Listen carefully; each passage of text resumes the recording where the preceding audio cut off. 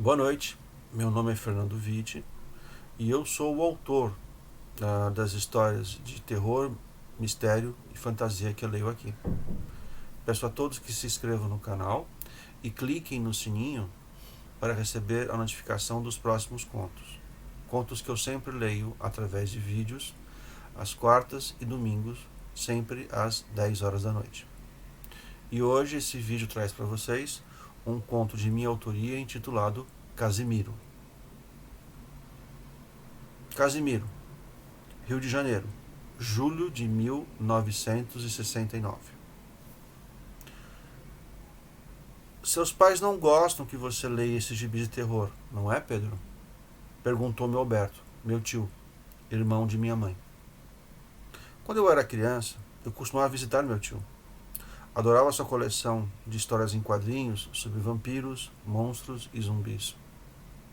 E disse eu, eles não gostam muito.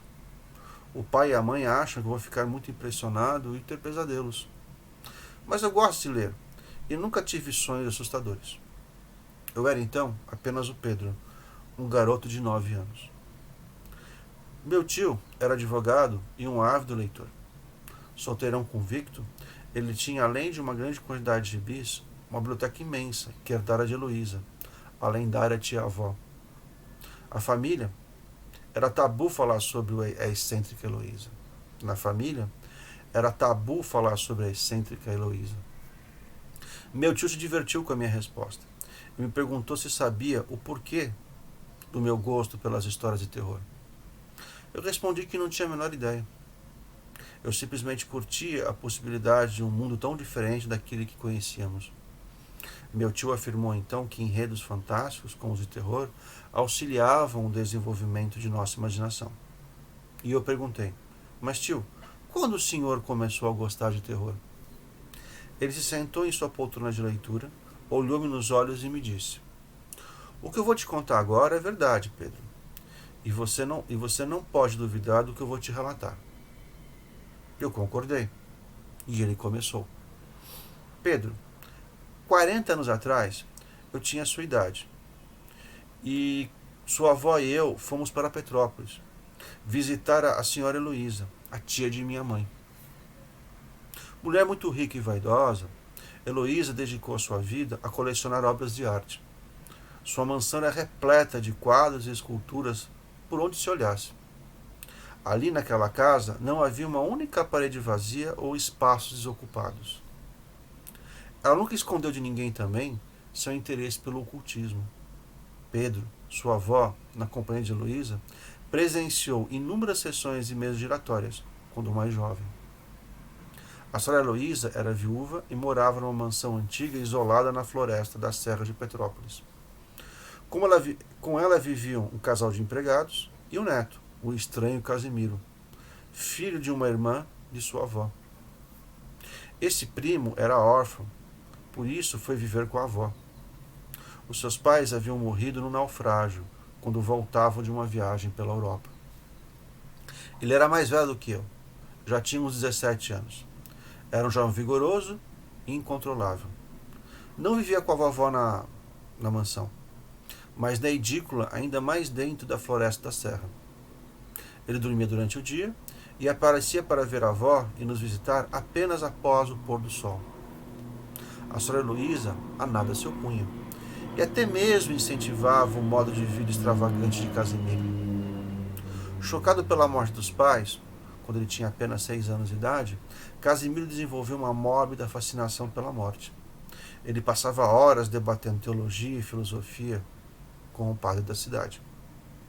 Outro de seus hábitos estranhos era rezar, 2 vezes por semana, sempre sozinho, na capela do cemitério. Mas apesar de tudo isso, era um rapaz que cuidava de seu corpo e se mantinha saudável. Nadava todas as noites no lago próximo à mansão. Praticava alpinismo e adorava equitação.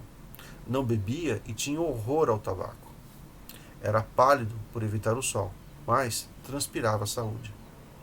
E era simpático, ainda que por vezes sofresse estranhas alterações de humor. Numa noite, durante o jantar, Casimiro, do nada, afirmou que o paraíso era uma fantasia. da mesma forma que não havia o perdão para o pecado de todos nós. Após a morte, nos esperava necessariamente a danação eterna. Não havia, ressaltou ele, perdão para os nossos pecados. E sem exceção, todos os seres humanos estavam condenados a viver eternamente no inferno. A senhora Heloísa, que bebia sua terceira taça de vinho, como sempre, divertia-se com as loucuras do neto. E o neto se levantou da mesa e gritou: "E vocês duvidam?" Heloísa apenas comentou: "Esta noite tem tudo para ser bem divertida." E Casimiro sacou de uma faca. E com a faca em punho, ele cortou o próprio pescoço, ali, à nossa frente. O sangue, Pedro, jorrou sobre a mesa. Minha mãe gritou apavorada e desmaiou sobre mim, que estava sentado ali à sua esquerda. Casimiro perdeu os sentidos, tombou sobre a mesa e, com impacto, caiu no chão. Eu me voltei para Heloísa e ela, sem se afetar, apenas disse: "O que será que vai acontecer agora?" Pedro. Assim que ela terminou de falar, Casimiro se levantou-se por um salto. E ele estava em chamas. O meu primo estava literalmente pegando fogo. E naquele estado ele gritou: "Vejam, eu vos trago o fogo do inferno." No segundo seguinte, a grande porta de 2 folhas da sala de jantar abriu-se sozinha. Cobertos de alga e úmidos, 2 cadáveres em decomposição caminharam em direção de Casimiro. E Heloísa, a excêntrica Heloísa, gritou com alegria: "Minha filha e seu marido, os pais de Casimiro, vieram enfim das profundezas do Oceano Atlântico para resgatar o seu próprio filho." Ainda em chamas, Casimiro correu para os seus pais e os abraçou. O fogo que o envolvia acabou por consumir os 3. E logo, tudo que restou deles foi um amontoado de cinzas. Minha mãe continuava desmaiada, Pedro. Pasmo, eu me voltei mais uma vez para Heloísa. Não a encontrei de imediato. E por quê? Por uma razão muito simples. A cadeira em que ela estava sentada passou a flutuar sobre a mesa de jantar. E ela disse, à medida que flutuava, para a grande janela aberta da sala: "Depois de tanta emoção, vou aproveitar para devanear sobre uma nuvem." E eu a observei desaparecer na noite. Foi quando minha mãe acordou e me disse: "Filho, você já escovou os dentes para dormir? Já é tarde. Vamos." Quando meu tio terminou o seu relato, eu apenas murmurei: "Tio, é sério?" E ele respondeu: "Você entende agora porque eu gosto de histórias de quadrinhos de terror?" Fim.